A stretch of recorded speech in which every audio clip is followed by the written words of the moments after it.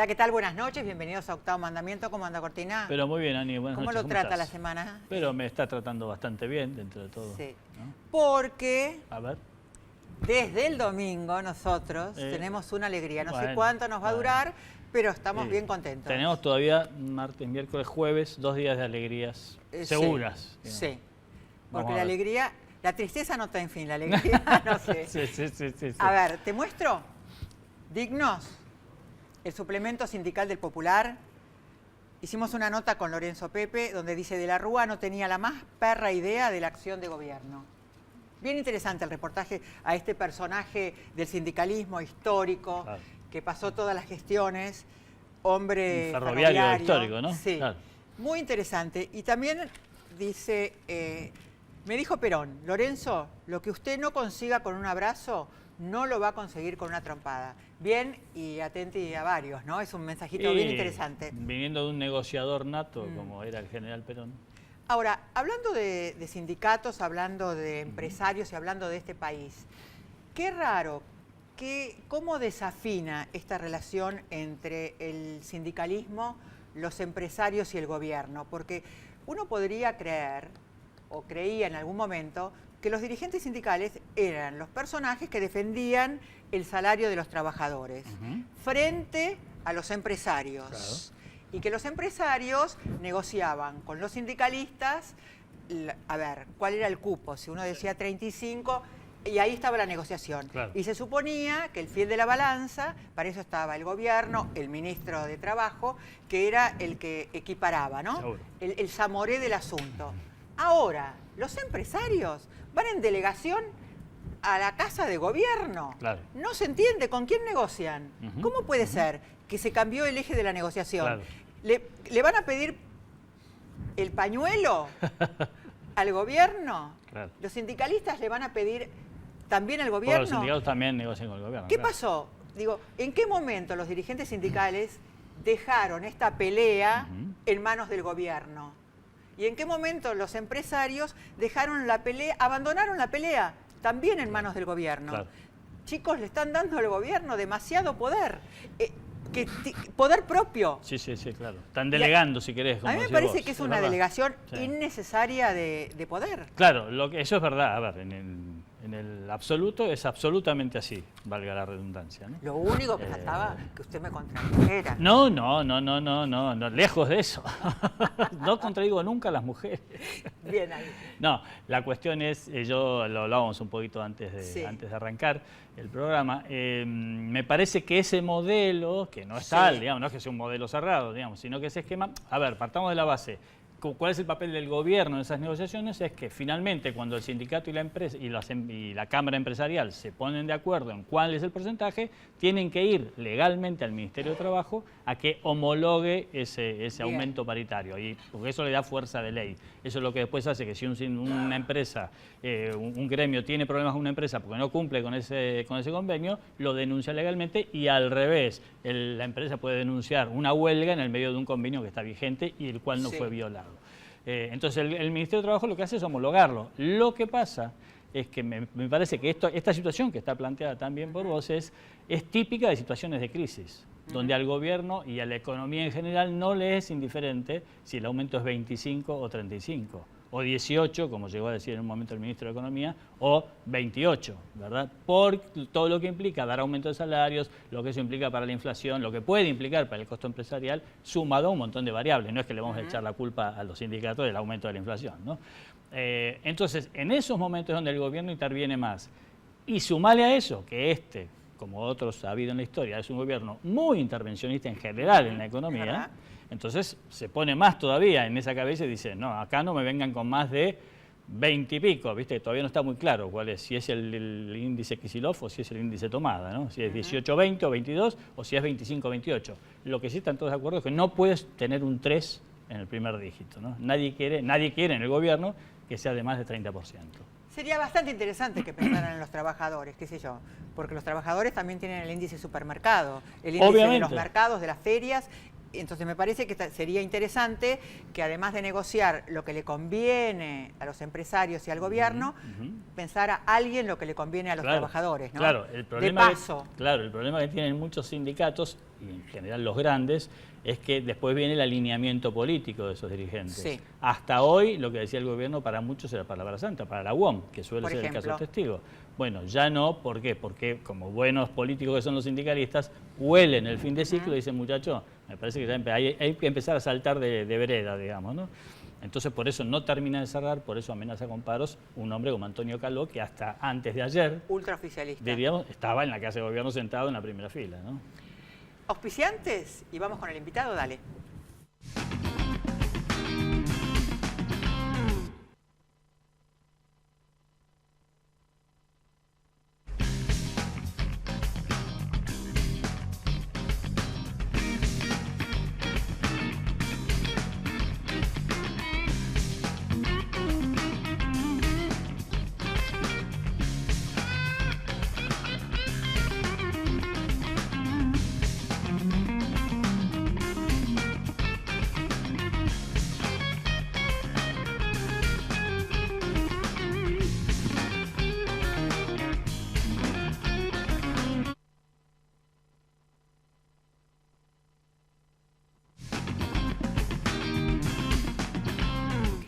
Bueno, acá estamos con Santiago Olivera, publicitario, socio de la agencia TBWA. ¿Qué tal, Santiago? ¿Cómo estás? Bien, muy bien, muchas Buenas gracias. noches, ¿cómo estás? Un detallecito, señor director. ¿Podemos enfocarlo? Porque es la primera vez que no tenemos ni un funcionario, ni un intendente, ni un abogado, ni un economista. Vos decís, no tenemos saco y corbata. No, claro. Bueno, acá corbata. Tenemos un muchacho modernísimo, un madman.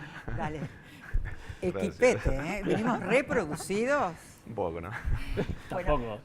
Me puse lo primero que me encontré. ¿Hace cuánto que estás que sos publicitario? ¿No? Y desde los 80, fines de los 80, o sea que ya más de 28, casi 30. Sí, casi 30 años, 27 años por lo menos. Sí, o sea que vos tiempo. estuviste en la campaña desde Alfonsín, con Rato. Exactamente. Sí, de hecho trabajé en Rato. No trabajé cuando se hizo la campaña de Alfonsín, eso fue en el 83, pero después yo trabajé en la agencia de Rato durante 4 años, así que trabajé con David. ¿Y cómo era la diferencia, entre, por ejemplo, cómo es ir a trabajar con Rato para la campaña de Alfonsín y para Alfonsín presidente? ¿Y cómo fue después? ¿Qué fuiste viendo en las distintas gestiones? A mí me parece que lo que pasó con David fue que fue la primera vez en Argentina donde un profesional de las comunicaciones de marketing ingresó a la política, ¿no? Y hizo una gran diferencia. Él aprovechó todos sus conocimientos que volcaba en los productos y en los servicios en función de un candidato político. Eso fue una novedad. Y como salió muy bien, porque esa fue una campaña, todos la recordamos, muy exitosa, a partir de ese momento los candidatos políticos empezaron a buscar profesionales publicitarios para que los ayudaran en sus campañas. Claro, como que le perdieron el miedo, ¿no? Exacto. Yo no soy un producto. Ah, ¿no? Mirá.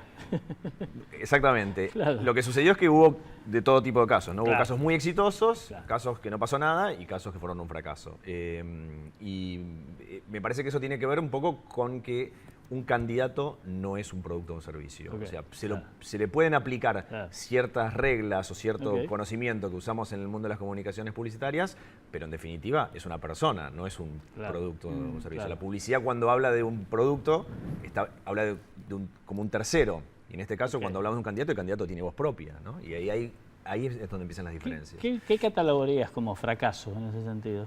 No, bueno, antes de Alfonsín, ustedes deben acordar de la campaña de Nueva Fuerza, ¿no? Por ejemplo. Pero, claro, últimamente, recuerdo hace muy poquito tiempo una campaña que hizo, si no me equivoco, fue de Narváez para el gobierno hace un par de años, que toda la previa estaba bien. Había leído bien lo que la gente pedía, había entendido cuál era el mensaje que tenía que dar, había contratado los profesionales más idóneos para hacer la campaña, pero hizo una campaña que era muy realista, no sé si se acuerdan, que era, por ejemplo, una familia que estaba en la casa e querían entrar a robarles. Sí, me acuerdo. Y lo que mostraba esa campaña era muy fidedigno, muy real. Claro. Y la gente... asustaba. La verdad, exactamente, en la comunicación uno no quiere verse reflejado de esa forma. Claro. Quiere que de alguna forma le traiga una promesa de algo mejor. Y eso era tan real que se volvió en contra. O sea, de hecho la campaña se levantó enseguida, ¿no? Sí, claro. Es bien interesante lo que estás diciendo, porque a ver, en una campaña política, como a lo mejor también en un producto, la gente no quiere que le digas la realidad pura, ¿no? Quiere un cuentito. Exactamente. ¿No? Esta vez. ¿Y cómo siguieron? Después de Alfonsín, ¿qué hicieron? ¿Cuál fue lo que hiciste interesante? No, bueno, después yo trabajé con Savaglio mucho tiempo. Sí. Savaglio para mí es el número uno en comunicación política. La campaña de López Murphy, el principio de Macri, PRO, el color amarillo es de Savaglio. Claro. PRO, de hecho, es una decisión de Savaglio. Savaglio. El partido se llama Propuesta Republicana. Sí. Si no me Sí, equivoco. sí, Ya nos claro. olvidamos, ¿no? Sí, claro. Pero, o sea, PRO es una idea de Savaglio. Claro, Ernesto tiene algo que es muy importante, que todos los profesionales que trabajan ahora lo están empezando a utilizar, que es crear identidades, ¿no? Por ejemplo, Claro. el color es una identidad muy marcada. Claro. Él dijo, es importantísimo que los políticos y los partidos tengan identidades bien claras. Claro. Entonces, él aplicó primero con López Murphy el azul, el amarillo con el PRO, el naranja con naranja Scioli. de Scioli es de él, claro. Exactamente, son Claro. ideas de él. Y ahora todos los partidos quieren tener un color, ¿no? Por ejemplo. Claro. PRO como algo sintético, propuesta republicana era muy largo, decía, Claro. PRO, vamos derecho al punto. ¿Te acuerdan que tenía una flechita al principio? Sí, como un play, digamos, Exacto. claro. Ese tipo de cosas fueron muy útiles porque inmediatamente uno sabe quién es y de qué está hablando y lo puede usar sin el candidato. O sea, y ya sabemos de quién estamos hablando, que es lo que pasa, por ejemplo, con los colores, ¿no? Uno ve naranja y no necesita ver a Scioli para saber que es Scioli. Claro. Entonces me parece que hay como un paso más importante Claro. en la comunicación política que básicamente hoy todos los asesores lo están tratando de utilizar, ¿no? ¿Qué es lo diferente, digamos, o en todo caso, qué te atraería más a vos, digamos? No sé si hiciste campaña política concretamente. En este caso, pero- por ejemplo, sí. Ah, claro. Pero Me refiero, claro, ¿qué es lo diferente o qué te atrae más, digamos? ¿Cómo te plantás frente a una galletita o frente a un candidato? O digo, ¿te aburrís, por ejemplo, al 10º producto jabón en polvo, por decirte algo, te aburriste y ya está? No, y en no, cambio no. con un político nunca te aburrís. no, al revés, vas en realidad. Ah, mirá. Sí, los políticos son más aburridos. Sí, son más aburridos y más ahora. Le pasa como a la gente. Exactamente, sí. Bueno, de hecho, sí, no hay, viendo las últimas campañas vemos que no hay, Sí, claro. No. desde el discurso de los políticos, no hay algo muy atractivo. No hay mensajes que sean como inspiradores, que uno dice, quiero trabajar con este político, porque la verdad que tiene Ok. algo para decir que conmueve multitudes. Eso es ¿no? interesante porque me lleva a pensar también que lo que no está en el producto no lo puedes inventar. digamos, Imposible. ¿no? Bueno, a ver, en los productos... O si ese claro, producto candidato no puede descubrir lo que le está proponiendo, no hay manera de... es complicado. La publicidad históricamente antes contaba lo que era un producto. Contaba Sí. específicamente lo que era un Sí. producto. O sea, compraste aceite porque este aceite tiene tal característica. Sí. Cuando todos los productos pasaron a ser iguales, la publicidad Claro. empezó a contar Vender cuentos, claro. lo que vos decías Claro. al principio. Entonces la publicidad, y los argentinos somos muy buenos en publicidad en forma de cuentos. Si Ok. ustedes recuerdan la publicidad de los Sí. 70, los escarpines de Crespi, Sí. por decir Claro, algo, claro. eran historias, Claro. Bueno, cuentos, ahora la tiene de un nombre. banco, El banco lo de un de- banco, ¿no? El matrimonio del... El ¿no? Todo, Del- eso se llama storytelling, ¿no? Y Claro. los argentinos, los publicitarios argentinos somos muy buenos En eso. en storytelling, ¿no? En contar eso. Entonces, y si pudimos hacer muy buena publicidad de productos, la podemos seguir haciendo porque contamos un cuento de alguien que no habla. O sea, Claro. la galletita no habla, Claro, está ahí claro. y yo puedo hablar de ella. Claro, claro. Contar cuentos de personas, en este caso publicitarios, en algunos casos funcionó. En caso hay caso de, por ejemplo, de Alfonsín, que se contaba un poco de su Claro. historia, etcétera. Sí, sí. Pero después es como imposible. Yo puedo contar qué lindo que es este candidato. Hablábamos antes de empezar el programa del SAL, por ejemplo. Podemos hablar todo lo lindo que es el SAL y de golpe del SAL se deschaba con que hay que pegarle a las mujeres. Y, Claro. y mi publicidad se cayó pedazos. Ya Claro. no- ¿Qué más puedo decir de él? Claro. Que si él mismo habló y dijo algo Claro, que, claro, que claro. va en contra de todo el cuento que yo conté de él. Entonces, Sí. sí, es más complicado. Ahora, los argentinos son muy buenos en publicidad. Los creativos argentinos son tipos cotizados en los demás países, sobre todo en Latinoamérica, me parece, ¿no? ¿Qué hace que sean tan buenos? ¿Que cuentan las historias? Es una muy buena pregunta que Ajá. todavía no podemos resolver. Hay muchos artículos tratando de entenderlo. Los argentinos, la publicidad argentina es una de las 3 mejores del mundo, Mira. definitivamente. Sí. Como Estados Unidos, Inglaterra y Argentina. Sin embargo, la inversión publicitaria en Argentina no llega al 1% de la mundial. En Estados Unidos, por ejemplo, es más del 40%. Por lo tanto, es un caso curioso Argentina. Incluso para todos los que trabajan en esta industria en el mundo, se preguntan por qué los argentinos son tan buenos. Yo creo que hay una mezcla que debe ser, primero, este famoso crisol de razas que se juntaron, Sí. y después hay como un deseo de los argentinos, en todos los rubros, no solo en publicidad, de ser buenos. O sea, permanentemente queremos ser buenos y todo el tiempo nos ponemos autodesafíos para tratar de ser mejores. Como un deseo individual. Individual, claro, de todos los profesionales. ¿No? Sí. Y no podrá tener que ver también con este asunto famoso de las crisis. Por ejemplo, también se dice mucho que el profesional de finanzas de la Argentina muy cotizado. lo pagan en cualquier lado millones porque es un tipo acostumbrado a sobrevivir en la ola más alta, en la más baja, en la inesperado y demás. ¿Tiene que ver un poco con eso o no necesariamente? Para los argentinos en general me parece que sí, claro, para manejarnos. En el caso de la publicidad en particular, podría ser, la verdad que no sé si es el factor así clave, puede haber ayudado. Sí, yo sé, hay un deseo. Recién justo hoy a la mañana leí una nota de unos extranjeros en Buenos Aires que decían que lo que les gustaba de los argentinos es que todo el tiempo están buscando lo nuevo versus otros países. Claro. Y en publicidad pasa lo mismo, hay todo el tiempo un afán de bueno, ya hicimos esto, vamos a por más. Claro. El caso, volviendo a la publicidad política. David Rato hizo esto, bueno, vamos a por más. Claro. Permanentemente hay como una... A ver quién inventa el nuevo RA, ¿no? Exactamente, exactamente. Sí. Te voy a dejar una pregunta para después del corte. A ver, si tuviéramos que nombrar el Dream Team de los publicitarios argentinos, ¿lo vas pensando y me lo contestás después? Dale, ya volvemos.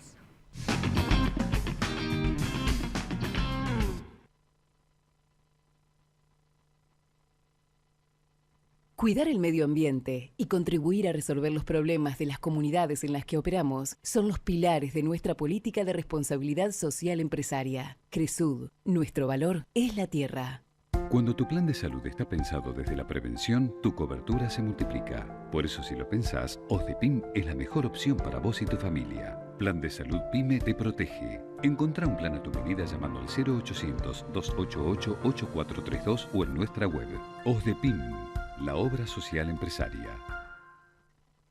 ExxonMobil, líder en tecnología para la operación segura y eficiente de recursos no convencionales de gas y petróleo, está contribuyendo con el progreso del país desde sus operaciones en la provincia de Neuquén. Ayudamos a producir más alimentos con menos recursos para un mundo en crecimiento. Descubrí quiénes somos realmente. Ingresá a Descubrí Monsanto y sé parte de la conversación. Llegó 4G de Movistar.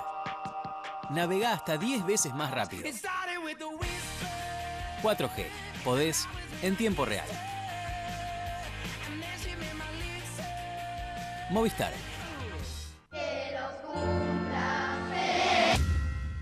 Al cumplir 18 años, miles de jóvenes sin familia pueden quedarse en la calle.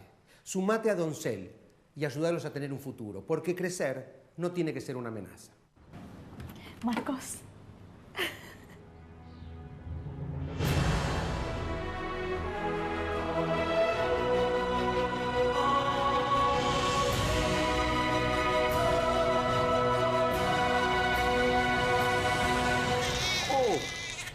Claudia, se hizo. Está durmiendo. Susana. Ay, qué divino. Pero me estoy yendo al shopping. Arrancó Vamos los jueves y me ahorro un montón. Claudia, ¿qué está el botón rojo? No, la enfermera no, los bomberos llaman.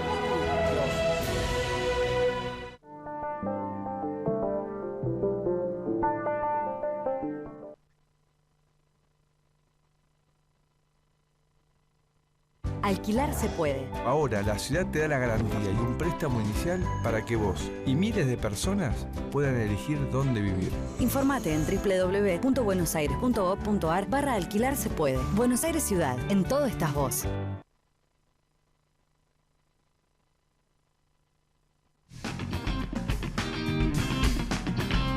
Acá estamos con Santiago Olivera hablando de publicidad. Yo te había preguntado el Dream Team, ¿no?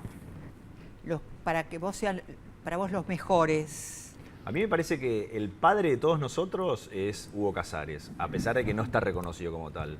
Porque Hugo Casares fue el primer argentino que descubrió que la publicidad no tenía que hablarle a la razón, sino a la emoción. Y él empezó a hacer publicidad emocional, puramente emocional. O sea, no de la razón, sino de la emoción. De la emoción. La publicidad tiene que hablar a la emoción, eso lo sabemos nosotros. Claro, o sea, hablarle a la razón, como de la publicidad, parece, mira, son todos los productos iguales, ¿por qué voy a comprarte uno por otro? En cambio, la emoción, cuando uno llega al corazón, por decirlo así, se caen todas las defensas y uno ya está a disposición de la marca. Él fue el primero que lo descubrió y lo hizo muy bien. Por eso para mí él es el padre. Podemos poner un graph que diga, la publicidad tiene que hablar de la emoción, no de la razón. ¿Y ahora? Dale. Ese es el primero, Hugo Casares. El segundo, para mí, que a la par con él, es David Rato, que fue como el que entendió esto y mejor lo aplicó. Hugo Casares era pura intuición, David a la intuición le sumaba la inteligencia. El publicitario más inteligente que tuvo Argentina. Y después para mí, inmediatamente después van a Agulli y Bachetti. Agulli y Bachetti hicieron de la publicidad, la llevaron a su máxima expresión. O sea, en fines de los 90, en la década que va, del lustro que va del 95 al 2000, la publicidad llegó a un nivel de excelencia tan alto que no se ha vuelto a repetir, en mi modesta opinión, ¿no? Y eso lo consiguieron ellos. Donde más agregaron a la emoción el humor, todo, absolutamente todo. El desparpajo, digamos, todo lo demás. Claro. Todo, increíble. Claro. Hicieron algo que, bueno, no se ha repetido. Y después hay varios más que son, a mi gusto, que son Hernán Ponce, que es el padre de la mayoría de los creativos modernos que hay ahora, o Pablo del Campo, que nos sacó al mundo, o Fernando Vega Olmos.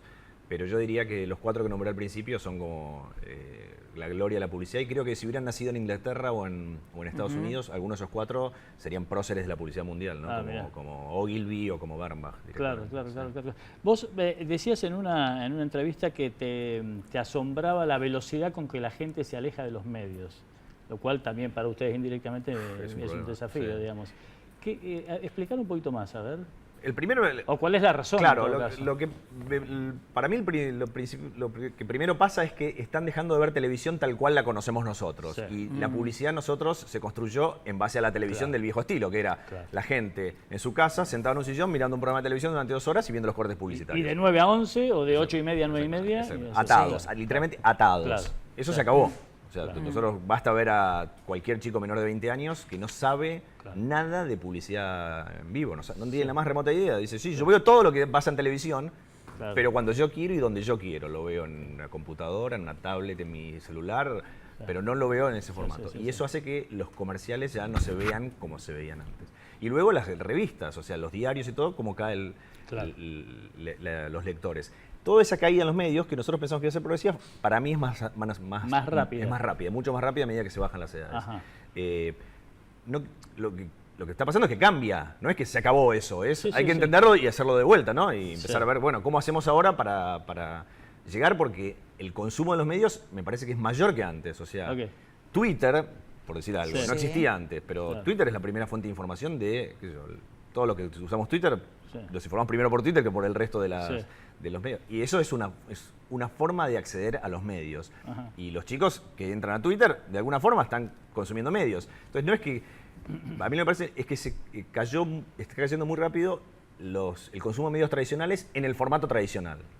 Se siguen consumiendo medios tradicionales en formatos nuevos y también se consumen medios nuevos, ¿no? Ahora, ¿cuál es el sector que más consume? Digo, el objeto del deseo de los publicitarios, ¿cuál es? Que es la clase media, las mujeres, los jóvenes, los adolescentes. ¿Cuál es el objeto del deseo? Hoy es el famoso Double Income No Kids, ¿no? Que son los que viven juntos y todavía no tienen hijos, porque tienen dobles ingresos y se lo gastan solamente en ellos. Entonces ese es como el sueño. Y como ahora se casan más tarde, tienen hijos más tarde, lentamente estás viendo que se está subiendo lentamente, sobre todo en la clase que tiene poder adquisitivo importante, los hijos empiezan a llegar después de los 30 años. Está primero la realización personal y después... Entonces, ahí eso es el objeto del deseo. Esos 10 años de esa gente que ya tienen ingresos, que están por ahí en pareja, por ahí no estable, pero no importa, tienen... Y no van a tener hijos, y todo es para el consumo propio. Entonces ese es como Igualmente, hoy lo que está pasando es que el gobierno lo que está tratando de hacer es generar una sociedad de consumo, o sea, y trata de que la economía esté basada en el consumo. Por lo tanto, hoy todos son objeto del deseo, porque en definitiva todos están tratando de consumir. Y creo que estaba leyendo hoy en la mañana que todavía algunas paritarias, ustedes mencionaban al principio, que no cerraron, y eso implica que si no cierran no hay aumento, si no hay aumento el consumo este mes va a caer, entonces estamos todos los publicitarios un poco tristes, ¿no? Diciendo, cierren rápido, así la plata se vuelve al mercado. Claro, exactamente. Ahora, por ejemplo, se hablaba en un momento dado que el programa de Tinelli es el más caro, después se puede hablar de que la novela del 13 es la más cara. Digo, ¿hay eso? Sí, hay eso todavía, porque hay programas que se ven en vivo. O sea, es muy difícil ver Tinelli grabado, ¿no? Uno quiere verlo porque hay una cosa de cotidianidad que uno quiere comentar, la inmediatez que está sucediendo. Y eso sigue pasando. Fútbol, por ejemplo. El fútbol se ve en vivo, nadie. O sea, Boca River, ¿quién lo va a ver grabado? Ya está, si no lo viste el domingo, ya lo viste. Entonces hay ciertos programas donde el vivo sigue siendo muy importante. Entonces, y eso siguen siendo caros, sobre todo si tenés 30 puntos de rating, ¿no? Más allá de que ahora 30 puntos pareciera ser que es poco, comparado con otros 45, es muchísimo porque los televidentes están cayendo mucho más. Pero igual el objetivo es audiencia, o nivel de audiencia, sea en vivo, sea... Exactamente, sí. Pero había un debate que Pergolini decía que CQC tenía la publicidad más cara porque era el sector de mayor poder adquisitivo y que Tinelli tenía más rating, pero... Más masivo. Sí. Sí, es verdad eso, pero eso tiene que ver más con el tipo de producto. ¿Dónde querés ir vos? Claro, se suponía que al principio en CQC la gente que lo veía era por ahí lo que hoy llamaríamos un progre urbano, ¿no? Por así decirlo. Sí, claro. Que tenía posibilidad de gastar. Entonces había ciertas marcas que decían, le quiero hablar de eso, y en cambio Tinelli le hablaba al progre urbano también, pero a todo el mundo en general. Entonces las marcas que estaban en Tinelli eran las más transversales, ¿no? Las que consumen todos. Todo el mundo. Decime, ¿y cómo se mueve la publicidad o los publicitarios en tiempos de crisis, ¿no? Esto es cuando, como decís, empieza a caer el consumo. Es decir, ¿cómo se achica eso? Bueno, o cuáles son los desafíos, ¿no? Sí, o sea, ¿cómo convencer a un anunciante que igual debería hacer publicidad, aunque sea... Porque generalmente el primer presupuesto que cae es publicidad. Publicidad porque no hay sangre, por eso cae, ¿no? Vos trabajas en una empresa y decís, tengo que hacer un corte, cortás el café, por ejemplo, tenés todos tus empleados quejándose. En cambio, cortás publicidad y nadie se enteró. La publicidad. Ahora, hoy por hoy, ya estamos en 2015, no hay ninguna empresa de consumo masivo o que sus productos tienen que salir al mercado que no sepa que la publicidad es importante. O sea que ya no hay que convencer, convencer a los clientes de la importancia de la publicidad. Ya eso lo sabemos todos y todos saben hacerlo y sufren cuando la tienen que recortar. Porque saben que recortar publicidad implica que tarde o temprano van a tener que caer en las ventas. O sea que nuestro desafío no es tanto eso, sino es cómo encontrar ahora, ante crisis o recortes presupuestarios, nuevas formas de comunicar. Porque la verdad que la aparición de nuevos medios te permite eso. O sea, ahí hablando de Agullo Bachetti, tuvo un caso hace muy poco tiempo de las galletitas, se pueden decir marcas, ¿no? Sí, de las galletitas Toddy que se comunicaron solamente por redes sociales. La inversión fue muy baja y fue un éxito. Y todos los chicos querían comprar las galletitas Toddy. No hubo ningún comercial, ninguna aviso gráfica, ninguna frase de radio. Sin embargo, es una demostración de que se puede hacer comunicación en nuevos medios. Y ahí está el desafío hoy por hoy, ¿no? Sí, yo no tengo presupuesto como para hacer una campaña tradicional. ¿Puedo hacer algo? Sí, podés hacer algo y encontrar qué se puede hacer, ¿no? Bueno, también puedes ir a los programas de televisión, donde se supone que los políticos van a los programas de televisión porque es mejor lugar para publicitarse. Sí, es verdad. ¿Vos le recomendarías a un cliente tuyo ir a los programas de televisión de la tarde, de la noche en general o solamente a los políticos? No, que si el producto está en esos programas, me parece que está bien, ¿no? No es de la mejor forma porque a mí me parece que cuando vos estás en un programa y entra el famoso chivo, el PNT, estás rompiendo un contrato que tenés con la audiencia, ¿no? Vos con la audiencia decís, che, cuando llegue la tanda vamos a ver comerciales. Entonces todas las defensas suben porque uno se prepara, che, acá me quiere alguien vender. En cambio, cuando estoy viendo un noticiero y yo estoy totalmente emocionalmente con las defensas bajas porque estoy viendo el noticiero y de golpe me meten en un producto, o sea, vulneraste ese contrato, ¿no? Eso me parece que... Ahora, para los políticos, sí tienen que estar, tienen que hablar, tenemos que escuchar lo que dicen. A mí, lo que sí me da pena de los políticos es que están y no hablan nada, no dicen nada. Ahí. Gracias, Santiago. Perfecto. Gracias a ustedes. Nos vamos. Chau, chau. Hasta el martes que viene, 11:30 de la noche. Dale.